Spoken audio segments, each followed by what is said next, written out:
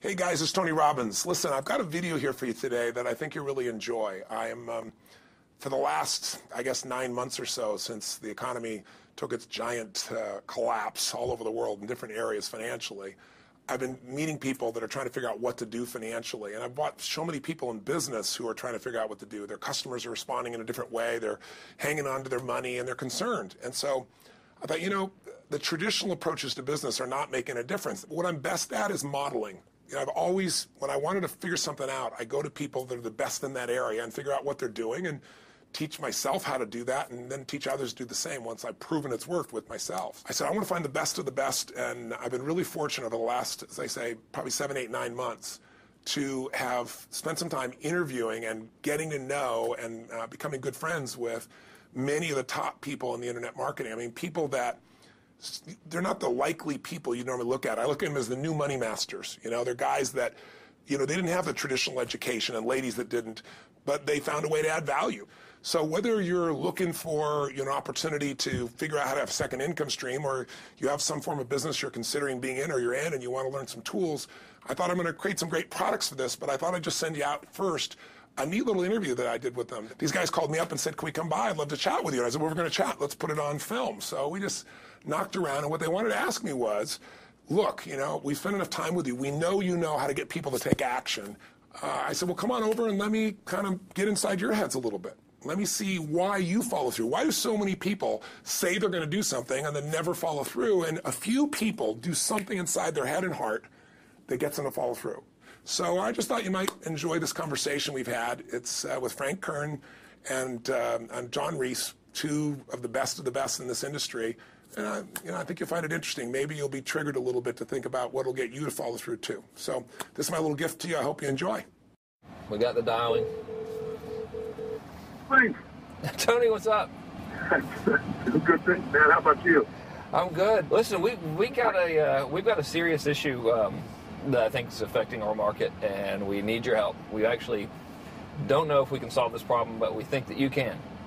So we want to barge in today. We're kind of riding around anyway. I know you're shooting and stuff, but if you got a couple minutes so we can pop by, that sure would be helpful. Okay, well, I'm honored if you help me. Come on over. I look forward to seeing you. Okay. See you, man. All right, man. Bye. Look forward to seeing you, John. Bye-bye. Yep, that's it. So why are we in a hotel anyways? They use this place a lot to shoot stuff because it's got a really nice background. Oh, so really nice outdoor filming stuff. Different guests and interviews and TV commercials? Hey, man. How's it going? Come on in. All right. Thank you. Hey, Hey, Tony. guy. What's up? How you doing, man? What's all this? Doing a little leadership filming now. That's awesome. Good to see you. All right. Thanks for having us, man. Yeah, you did. Well, come on in. I'm curious to what this major problem is that you're going to see me right away about. This sounds like a setup to me, man. It's a setup, yeah. I told John it was an intervention about his glue sniffing problem. Well, come over and sit on my lap. Yeah, buddy. exactly. So we were doing some talking, and the big problem in our industry, we think, is a bit of a mystery. No one has the exact answer. We were actually talking about trying to figure it out, that, you know, so many people in our market get these courses that, you know, him and I both, for our own respective businesses, spend hours and hours of time, you know, recording these, you know, building these education products, these training products to show people how to grow a business or build a business. But there's this large segment of our customers in our market that we're in that really don't get results. They don't do anything, or they're just, you know, for whatever reason, it's not for them. It's just, you know, we were just talking about how great it would be if there were just, you know, so many more success stories, right? Like If everyone who actually bought stuff, not necessarily just our stuff, but all of the stuff within our community, if the people who bought it, if everyone who bought it just actually used it, you know, and just followed the directions and followed through, how amazing that would be, like what we would accomplish as a community as a whole if that happened. So our challenge is, what needs to happen, what kind of shifts need to happen to get people to follow through, to get people to actually use the products? You're talking about the same mystery that people have of, you know, why does somebody, you know, get that fat or they're out of control and they hate themselves, but then they go have another piece of chocolate? Or, you know, why does the person who's just, the doctors just told them they have cancer, lung cancer, and say you've got to stop smoking, and some studies show 70% of people keep on smoking. So you're not talking about a minor issue here, right? It's part of life. But there is an answer because there are people that do follow through, and there are people that never did before, and then they've never followed through in their life, and now finally they break through. And that's what I try to focus on, is what those people do. Yeah. You know, in my case, in the business world, I look at people like you, people like Dan Kennedy. Yeah. What do these guys do? Okay, I'm just going to do that to the best of my ability. And sure, you know, it's like, well, oh no, I can't write copy as well as Dan Kennedy, or I don't have as much energy and drive as Tony Robbins. Well, but you didn't start. So like, what? You didn't start out as Frank Kern. You didn't start out who you are. You started out trying to make how much? Come on. $300. Yeah. A week. A week. $300 right? a week. Yeah. And you failed at that in the beginning, didn't you? I failed pretty miserably. Yes. But it was effortless to fail. I mean, it's just like natural. Yeah. But truthfully, you went from $300 to, I remember you said your first time you believed, if I remember, was when you made like $2,500 in like 4 or 5 days when I was on vacation. While you're on vacation. That was when the true internet marketing dream was realized, you know, Right. because I sold a downloadable product and I wasn't even there. I didn't have to ship anything. I was like, oh my God, this was so great, you know. $2,500, and to me that was just a gazillion, you know, because my rent I think was like $400 or something. And when you've told me that story before, and you just did it again, and you get you big grin on your face. Right. You get more excitement on your face than when you talk about doing 18. Than when you talked about doing the 18 million, which I know you're proud as hell of, and you didn't get all the money, but you made 18 million bucks for somebody in 24 hours, right? Yeah. But look at your face. It's like nowhere near as excited as $2,500 in 5 days, baby. Thing, though. I mean, the $2,500 is just as there's no difference. No, there's even more, because there was a moment when you recognized what was possible, but you didn't recognize it until you actually experienced it, but you only experienced it because you had to. Right. You had to keep going until you found it, just like you did. You had to keep going until you found it. And it's like the validation that the fear doesn't have to matter anymore, that you don't, there is no other, that, you know, not having the plan B and knowing that you're going down the one path towards what you want. Yeah. It's the validation in your brain that, hey, this works. It may not work yet on the level I want it to, but it works. I've just proven it to myself. Right. And for that, I win. It's game over. I've already won. Yeah. Because I've proven it to myself. Right. So it validates everything in my mind that I want to do now, just at a higher level, and doing more of it. That's it. Right. You just now leverage it. You now just stack it. So what do these people need to get started? Why aren't they starting? We all know the answer is fear.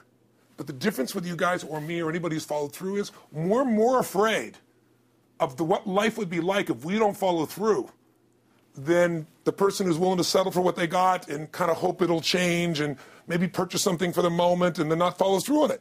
It's almost like people, overachievers, have a little more fear. They're a little more afraid of missing out. They're afraid of not being there, or they got a strong enough reason to follow through. So I'd say if you're looking at home, you want to give somebody some value, go, where do I start? I'm sick of this. That's a damn good place. That's probably why they bought the product in the first place, but now they're not. Escape from that for just a minute. What's that? They bought the product to escape from that state. Just for a moment. Yeah. So because guess what? What makes people excited is progress.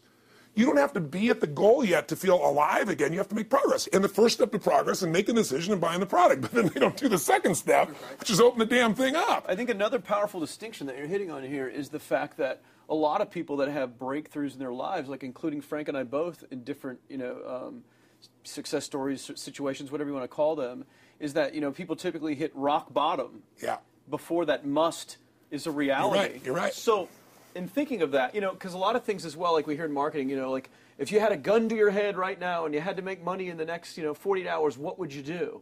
And that really resonates with people. But so I just wanted to bring this into the conversation because I think a big part of the market of all these people aren't people that have their backs completely against the wall yet. That's right. Okay, so they're not in a must situation yet.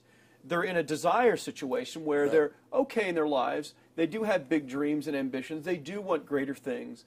But it's not pushing them yet to the point where they will do what it takes to master have the something. Must. So what do you think? How do people go from not having their backs against the wall when they have no choice to say, I'm totally sick of this, to conditioning their minds to go from their situation where they are, which may be okay, to getting something greater? Well, think about this. What pisses you off and what excites you is all relative. $300 a week, $2,500 excites him more, that memory to this day, than even the $1 million, he did in his first 24-hour version, right? Or you breaking the 4 minute mile, $1 million. That must have been out of your mind. Tell me about that for a second. What did that feel like? You make $1 million in 24 hours. Nobody in history of the internet's done it. Euphoria. Yeah. It was unbelievable. What was your? It wasn't even about the money. That's exactly right. That's exactly right. It wasn't really about the money. No, it wasn't. I wasn't thinking like, oh, that's how many cars I can buy. No. It just wasn't. It was just breaking through like another barrier of progress. So at that point, it wasn't about your back to your wall. at that point, what it was really It was about. a further point from my fear, is what it really was. Further point from your fear, and for some people, and I think in some cases, it's also a recognition of who I am and what I'm capable of. So for somebody whose life is already great, this is about, what if I could take on another skill that could create more freedom for my life? And just saying, I'm not going to go out and try and do it all perfectly right now. What I'm going to do for the next 8 weeks, I'm going to create a little ritual. I'm going to do one thing a day to condition my mind, right, so that I get strong, so I follow through. I'm going to read something. I'm going to listen to something. I'm going to immerse myself. I'm going to go for an intense jog, or I'm going to go lift weights, but I'm going to do it consciously to get in a state where I'm going to follow through. That's number one, because people follow through when they're in state. Second, I'm going to get clear about why this is a must for me. It's not because my back's against the wall, but because I want to master an area of life that could create some freedom. I'm not going to master it overnight, but I got the system, I got the plan. I'm going to do one thing a day. I'm going to work on one subject a week. This week's going to be about figuring out what the right product or industry is. Next week's going to be basics of building traffic. And each week I'm going to make a little progress, and I'm going to get to a goal, whatever that is. I'm going to make $1,000, my $300 in a week. I'm going to get to my $2,500. That first $2,500 is the most excited. Unbelievable. The first $300. I remember It's the most life-changing, too. It is the most life-changing. I remember I was supposed to be a truck driver, making $24,000 a year because I'd be making the most anybody in my family had ever made. How'd that work out for you? Yeah, real well. Thank God I'm not driving a truck, right? I think you could pull the truck. I figured out I could pull it with my finger, man. I could do it with my teeth. I could pull it with my teeth, right? 36 grand a year was the goal. If I could make 3 grand in a month.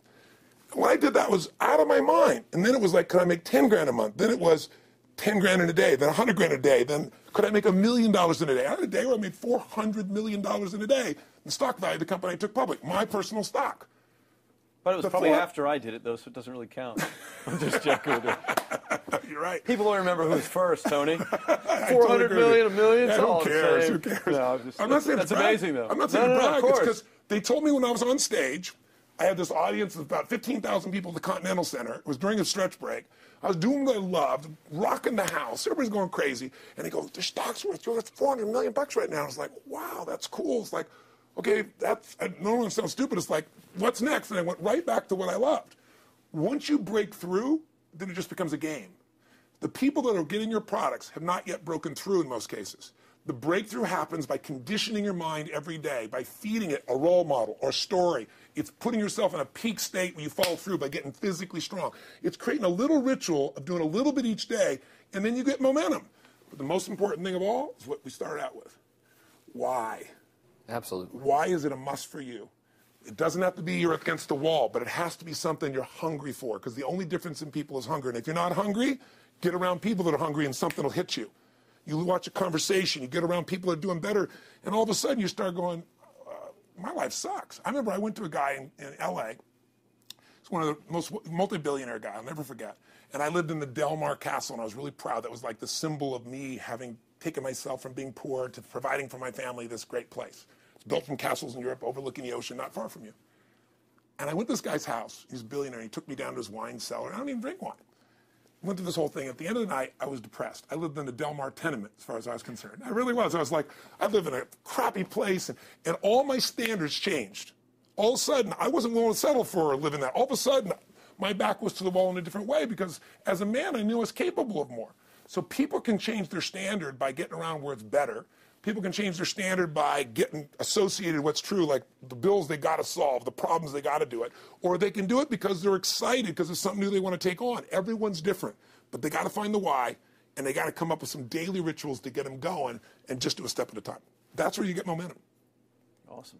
That is awesome. So, think about what's the holy grail between somebody taking action or not. It's one word: certainty. When somebody is absolutely certain, the common word is believe, right? But, you can believe at a general level, or you can believe with certain. When you're absolutely certain that if I do this, it's going to get that result, and that result's going to change my life, you'll do it. When you think it absolutely is not going to work, you're never going to do it. The middle no man's land of maybe it'll work, maybe it won't, that's the piece that kills people, right? So if it's a must for you, you got to make it work, right? In our case, right? That's an example. If it's not a must for you and you're not sure, you don't know what to do. So years ago, I'd look around and say, okay, how do people get themselves to follow through that haven't been following through? What's the difference? And I started interviewing hundreds of people, literally, and eventually thousands, because I had thousands of my events. So I'd ask the group to give me their feedback. And I came up with this model. It's like the holy grail of belief, or the holy grail of momentum. It's like the difference between what makes the rich get richer and the poor get poor, right? And the difference we all know is mindset, but like, how's that built? So this is what I did. I created stupid little 4 little boxes, and I'll scribble it here for you. You think about the first thing that determines whether you can do something or not, and I put that in this first box at the top here on the left side, and it's potential. Like, what's the potential of a human being? Like, when you guys started, you proved something no one had done in history. You ran the 4-minute mile, right? For God only knows how many centuries, they're trying to run a 4-minute mile. Roger Bannister does it. How did he do it? Do you remember? You did it in this industry, right? You made $1 million in a day. No one had ever done that in history, right? After you did it, a bunch of other guys are doing it because it became possible. Roger Bannister didn't just go physically practice. He made a shift in his head. He practiced in his head because he could never achieve it physically, so he had to change in his head first so that the result became certain enough he believed it, and then his body got him through. After Roger Bannister ran that 4-minute mile, within 2 years, 37 people ran a 4-minute mile. Wow. When no one in history had ever done it. Now, here's how it works. The potential for anybody getting your product is extraordinary. They can do what you've done as much, more or less. They can do whatever they want to do. The potential's there. The market's proven that. Whether or not they tap into that potential has a lot to do with what action they take, which is the question you came to me with, right? Like, you know, God, they all have potential, but they're not taking action. And we all know that the action they take is going to determine the results they get. That's pretty obvious. So most people have a belief about what their real potential is no matter what you tell them. And that affects how much action they take. And of course, that affects the result. And then ironically, that result reinforces their belief.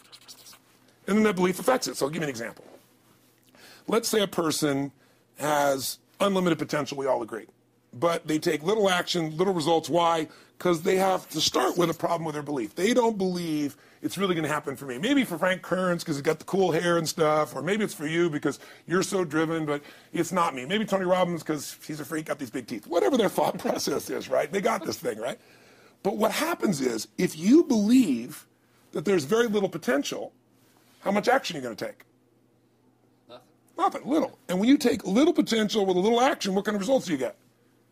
Lousy little results. And when you get little results, what does that do to your belief? You go, see, I told you this was a waste of time, told you this wouldn't work. And then what happens? You tap even less potential. You take even less action. You get even worse results, and your belief gets even weaker. And this sucker feeds on itself until you are in the downward spiral. It's poisonous. It's poisonous and it's self-fulfilling. Now, what if something could happen that could come along and fill you with a sense of absolute certainty? Not like I believe, but mean where you know. In you guys' case, mine as well, we knew because we had to. Because we burned the boats. There was no other option. We had to find a way. We weren't going to live that way. We all did it in different ways and for different reasons, but in essence, that was it. If you get yourself in a state of certainty that this is going to work, I'm going to find the way, and if this doesn't work, I will make the way, then you tap a lot more potential. And when you're certain in your potential, you take massive action. When you take massive action, you really believe in something, you get great results. When you get great results, your brain goes, see, I told you I was a stud. I told you this thing would work out. Now you're even stronger. You tap more potential, take greater action, greater results. That's how you went from $300 in a week to $2,500 in 5 days to $100,000 in a month to $1 million in a day. Same thing with you. And we get momentum. That's why the rich get richer and the poor get poorer. Now some people go out and they go, well, I'm going to take a bunch of action. All right, I'm going to open this product. I'm going to try it. And they'll say to you, I even did it. But it's like a salesman who goes and knocks on the door, and he knocks on 100 doors and says, you don't want one of these, do you? Yeah, exactly right. You know? And even if he doesn't say it verbally, his face says it because he doesn't believe it's going to work. So his voice, his body, the execution is so weak. Maybe if he talks to 100 people, somebody's going to buy out of pity. They don't want his kids to starve, right? But he's not going to get the result. So the core difference in people is how do you produce certainty when the world isn't giving it to you? You go out and you try. In your case, you're 100,000 in debt, and nothing's working. How do you keep yourself going? The way you did it, the way I did it, the way you're doing it, we may not have done it consciously, is we didn't change our potential. That was there. And it wasn't even taking more action. Taking more action with a belief it's not going to work, it's not going to change anything. We got results in our head that made us feel certain as if it had already happened.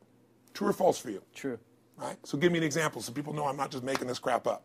Well, I mean, just like when I had nothing, I already knew I was driving like Ferraris and Porsches and stuff because I always wanted those cars. I already knew I was going to have them. It was inevitable. Right. That was just my inevitable outcome. But how did you do that? Did you have a ritual? Did you think about it regularly? Was it one time you thought about it, or was it something you had an obsession towards? I had an obsession towards it. I mean, I used to work at a video store, which was the last job I ever had in my life. Thank God. And I used to go to work almost every day.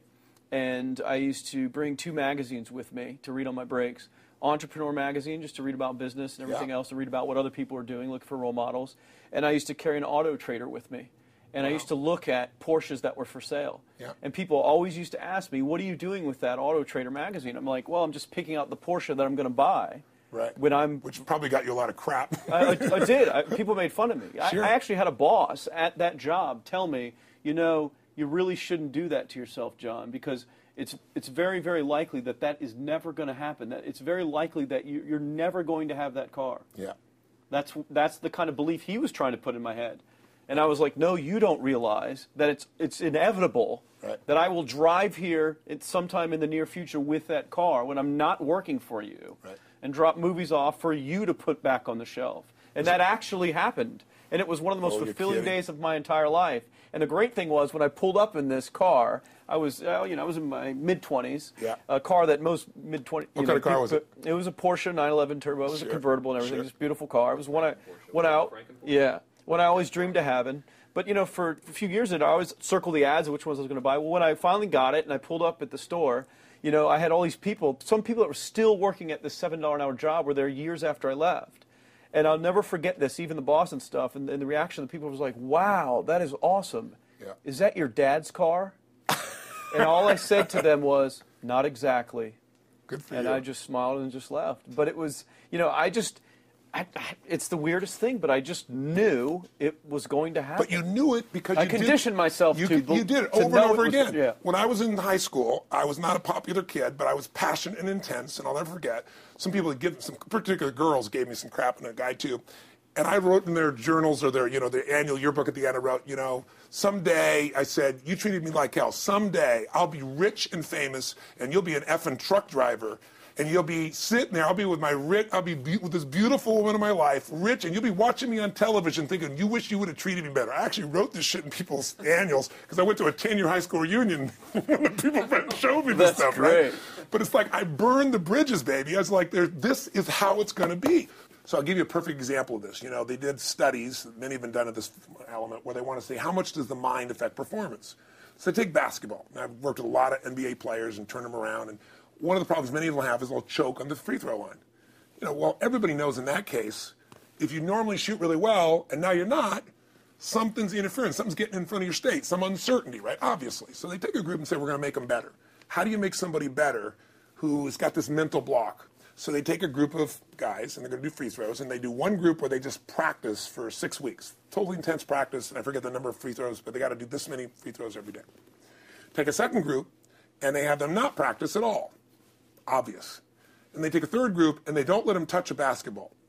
All they do is have them practice in their mind, but the key is it's not practice makes perfect, it's perfect practice makes perfect, as corny as that sounds. So these guys see themselves making the shot every single time, conditioning their mind and body that it's perfect every time. They're not interrupted by a reality that would screw with them. So at the end of 6 weeks, they tally it up, and now they give them a test to see who has the highest free throw percentage success.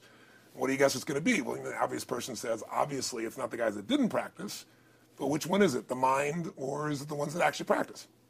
I'm assuming the mind. Yeah, you would assume it because it's true. Right. You intuitively know the truth, that practicing's not enough. It's getting yourself so certain so many times that now when you go to do it, there's no hesitancy, and you execute.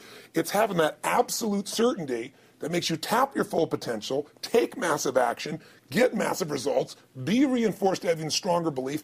This is what makes somebody a star at anything. It's like Jack Nicklaus, the golfer. Yes. He visualized every shot and where it was going, landing right where he wanted it before he ever hit it. Every single time. And what do most golfers do? Every single time. They just take a practice swing and they kind of hope for the best and point in the right direction and hit it. And some of them, if they've had some bad hits, what are they really focusing on?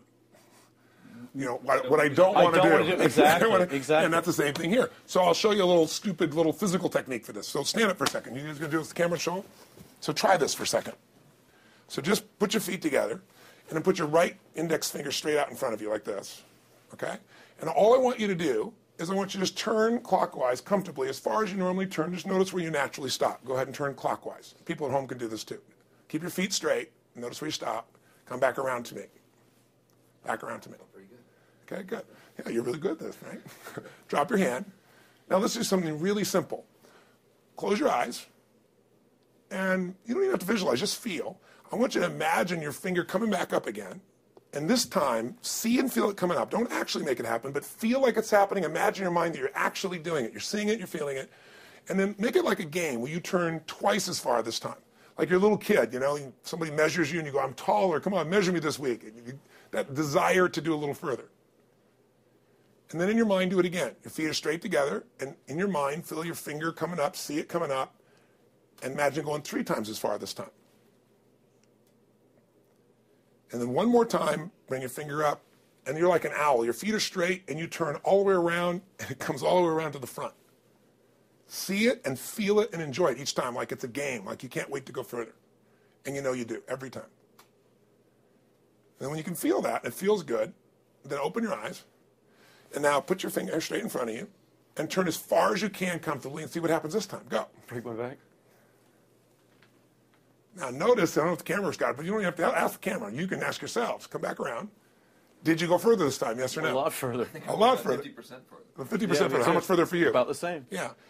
The average person will go 25% further. Now here's the question. We're superior. We're superior pointers. There you go. Your right finger pointer. Thank God. So, did you have the potential to turn as far as you did the second time, the first time? Yes. Why didn't you? I didn't believe it, I guess.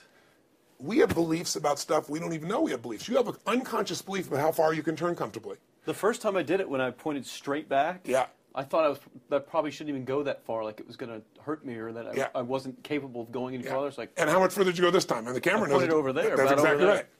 Now here's the difference. The potential was there the first time, and you took action, and you got a result. But it was 50% less than what you did later on. And the only difference is they changed your belief. How did I change your belief? We didn't work harder on your potential. We didn't take more action. I got you to see the result in advance. I got you to see it vividly 2 or 3 times. That's all. Of going further, and then your brain went, oh, I know what to do. Boom, it went there. Isn't that what you did by looking at your cars every single day and envisioning it?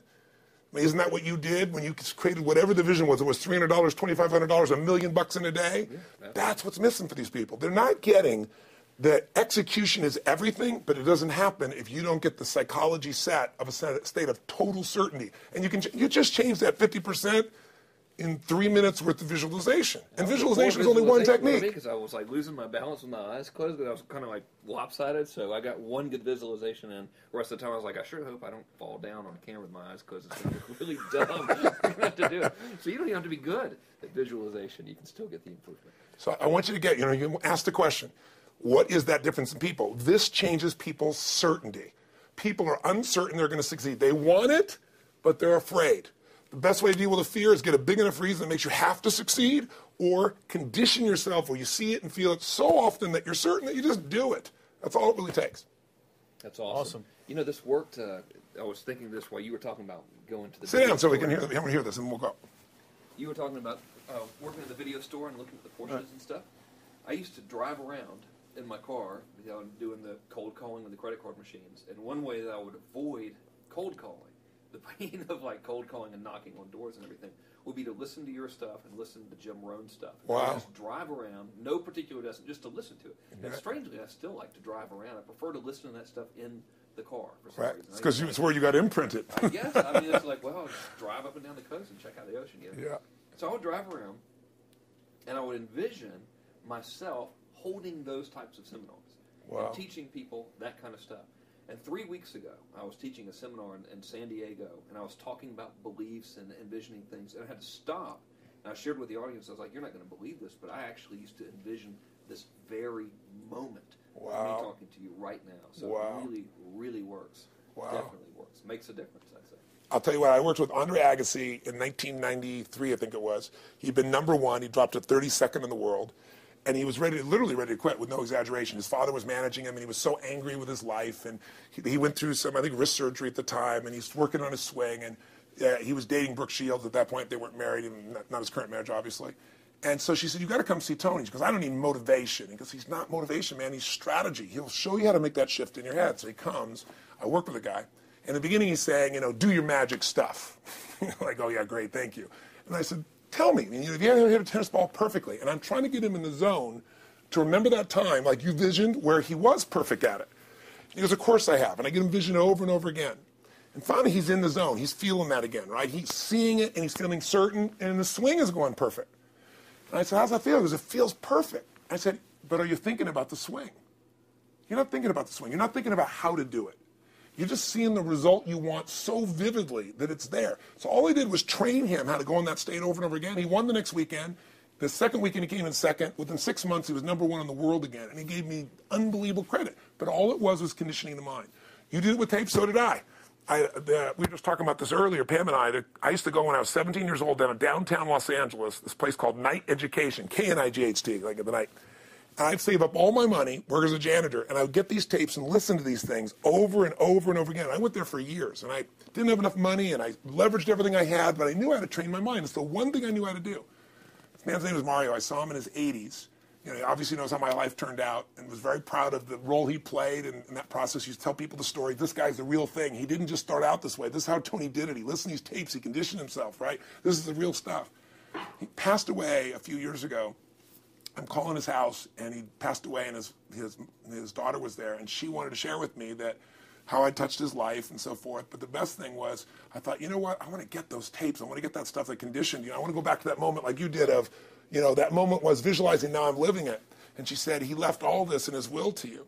So I have all these tapes now that are from the time when I originally went through, and like I'd go to sleep and I had these sleep tapes that conditioned my mind to believe that I could succeed even when I was sleeping, or to build energy in my body. And anybody who wants to succeed has got to know it doesn't just happen. You can buy a product, but you also, with that product, have got to condition yourself. You got to make it a must, and you got to get a ritual. And if you do it, whatever you used to dream about you thought was so huge, you'll just live it. You'll live it like you lived this yesterday. Like we're all living the life that we envision because we had to, and because we played this game with our head. We got the belief to be real by seeing it enough times and feeling it enough times till our brain believed it, and then it made it happen. Which raised the potential, which made us take more action, which got us better results, which raised our beliefs again. That's right. And then that's why the rich get richer and the poor get poorer. So instead of bitching about it, change it. And this is how you change it. It's like a self-fulfilling prophecy. Completely. It's pretty easy to change. Just that one simple exercise was amazing. I'm still like, holy crap, you know, I wonder what else I can do now. But look what most people do. Most people do the opposite of that, right? They get the product or they think about doing it, and what do they envision? It not working. That's right. The excuses. So they vision it not working. As soon as they envision it not working, they feel uncertain. As soon as they feel uncertain, how much potential they tap? Little, if anything. And so they send back your product, and they listen to the damn thing, you know? And guess what? What does that do, by the way? They make that as another lousy result in their life. I didn't even follow through on that, and they believe even less. This process is the Holy Grail. It's where the whole game changes, and anybody can do it, and they can do it in a few minutes. And if they do it a few minutes each day, then they get a different life. They do it a few minutes one time, their life changes for the day. We're defined by our rituals. Everybody's got rituals, certain things they do every day. And what we three have in common, and anybody that I know of who has a life that they're living that was once a vision, is we saw it again and again and again, even when it didn't work, even when you lost 100 grand, even when I'm working as a janitor, there's something we would not give up on.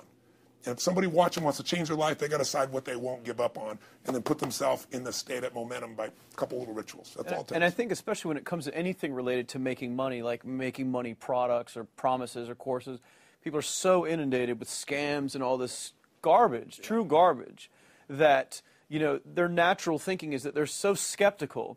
It's like they fall into the conditioning of, well, if anything's ever going to work, that thing has to prove it to me before I believe anything. So when they go to approach the thing to make more money with, they're like, well, I'm starting at zero, and this thing has to prove to me that it has any potential at all before I believe that it will. Don't you agree with that's the case? Unfortunately, I agree it's the case, but here's the truth. When somebody says to me, in my business, even more, because a lot of people think I'm a motivator. I hate that term. That's never been what I've done. I do believe in energy, and I'm passionate. You know, they see 10,000 people in the room rocking, they go, oh, he's motivating them. I believe in peak state. You get a top athlete, you get in a concert, and you get in state, right? The problem is, to defend themselves so they won't be disappointed again, they lower their expectations. So someone will say to me, well, I'm skeptical or I'm pessimistic. And my response to them is, no, man, you're gutless. It takes no guts to be skeptical. You don't have to have any capacity to be a critic. And now with the web, you don't even have to own that you're the one being the critic. You can burn somebody and, you know, anonymously, right? I said, you know what? It takes guts to believe. And if you think something's going to do it for you without you putting your guts on the line, you might as well forget it right now. So this idea that I'm skeptical or they got to prove it to me, it's the biggest lie. What that really is your fear talking. You're so scared of failing, you don't even want to get your hopes up. And if you don't get your hopes up, you might say, well, what if they get their hopes up and somebody gets disappointed? How many disappointments have we experienced in our business careers and in our lives? The difference is some people take disappointment and let it destroy them. Other people take disappointment and let it drive them. And you get to choose. Are you going to turn this thing into why it didn't work and a bunch of stories and excuses? Or are you going to take this thing that didn't work and figure out what are you going to do to make it work? And it may not happen the first time, the second time, the third time, but the people that are relentless find the way. And it's the common denominator in all these guys that are kind of our friends or family, money masters, the new money masters is they all did it with will. Nobody here inherited this stuff. Everybody figured it out. And keep figuring it out. And it's going to keep changing. And you say, you know what, 1% of 99% of the money being made is being made by 1% of the people because only 1% of the people will condition their mind and condition their body and follow through some daily rituals. The rest will tell a story about why it didn't work, how it wasn't their fault. And you got two things in life. You got results or you got a story, And too many people think that that 1% is somehow entitled to it and they're not, which is, it's just all in the head. It's all in the head. Belief. It's all in the head, which can be changed with some conditioning. Basic conditioning. You just proved it to us. That's fun. That's why I made Get the Edge and Personal Powers, because I understood that from the very beginning. Originally it was 30 days, and years later people would say, I've heard all the great results and everything else, man, but I don't have 30 days, and I'd be behind the glass, focus group, watching these people want to shake them, like, you don't have 30 days to change your life, I thought, okay, I'll make it 7 days. Just one, because after 7 days, you get momentum. I mean, think about it. When do people's lives change? In a moment. It doesn't change in 10 years. Your life may have sucked for 10 years, but there's one moment when your whole life changes, the moment you decided.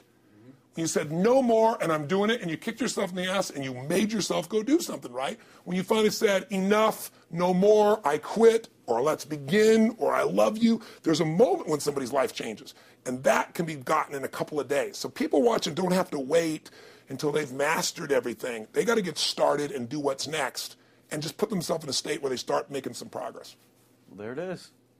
I think that's the answer that can help solve that problem with a lot of people. If they'll just pay attention to it and do it. The bottom line is, all three of us and some of the people that we consider as family that are part of this process, we've all done well, and we don't need to do this stuff. We're able to do the stuff because underneath it all, people can see in your eyes, Frank, when you talk about $2,500 you made that day and the joy, right? Or you talking about not willing to settle, and just, I don't care what they say. They tell me I'm going to sit here and I should lower my expectations. I'm going to be driving my car in here and they're going to be delivering a video to me. There's something inside of every human being that will make it click. That'll make it so that today is not like yesterday and tomorrow will be different forever. And that process is an emotional hook. And what I hope is people watching this stuff, maybe something in here will piss them off enough or remind them of something or say there is a plan and it isn't just luck. And if I just get my big enough why and I get a little system for conditioning myself, and if I start to feel overwhelmed, I just do one next step. And I keep learning and keep moving forward, I will get there. If we accomplish that out of this conversation, then this conversation was kick-ass and fun, not just for us, but it'll be something that we'll be really proud of a long time. Whether that happens or not really has nothing to do with us, but whether or not people take it in as real and do something with it. I hope they will. I think a lot of people will. Control. I think they will. Thanks a lot. I think it was awesome. Thank you. That's been a I blast. appreciate your shoot here. Yeah, going back to the next one. Yeah. Thanks, guys. Thanks. Yeah. Appreciate it. Really appreciate it.